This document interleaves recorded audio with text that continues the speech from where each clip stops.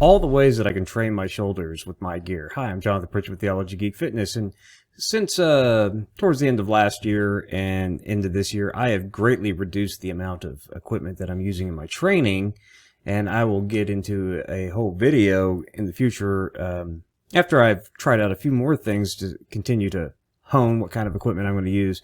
Why I've decided to go more minimal when I spent so many years talking about how much I love to just bounce around with all kinds of different equipment, but I've decided to go a little bit more minimal. So these are the ways that I'm training my shoulders now, and I basically stick to the same exercises. I do an overhead press, I do some kind of lateral raise, and I do some rear delt flies and face pulls, things like that for the rear delts.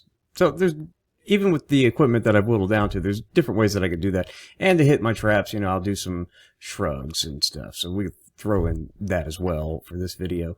But I have several different options for overhead press. I used to like to do pike push-ups and then do some weighted pike push-ups, but I've eventually just gotten away from that.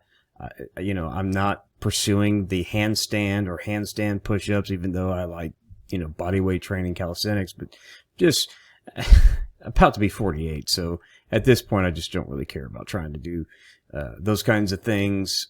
And I don't particularly like the exercise anyway. So just some sort of overhead press is fine. Of course, I can do that with my sandbag. I can do that with resistance bands. I can do that with the T2 ISO trainer. And those are the primary ways that I do that. Now, when it comes to doing lateral raises, you know, I have the sandbag filler bags that I can do that with, or I can do that with a resistance band. Either way, that's, I mean, I don't care. It gets the job done. Sometimes I'll do the T2 ISO trainer, though with lateral raises, you're stuck with, because of the way that equipment functions, is you're stuck with it just in the isokinetic mode, which you talk about a good solid burn on your side delts. That will get it pretty cooked, so I like that as well.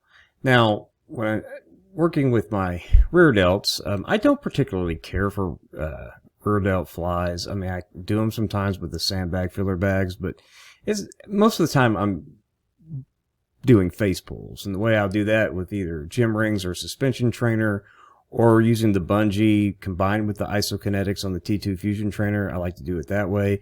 Sometimes I'll use resistance bands,